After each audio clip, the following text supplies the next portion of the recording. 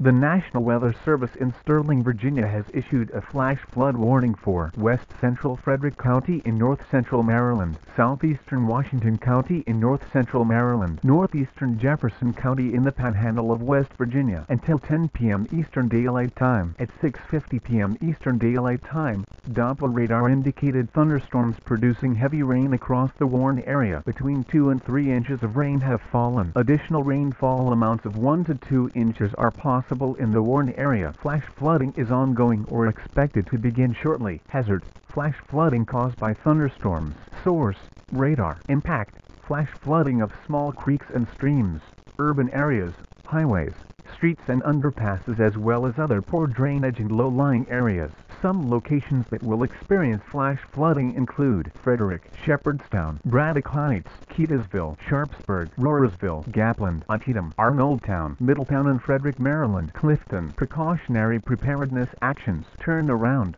Don't drown when encountering flooded roads. Most flood deaths occur in vehicles.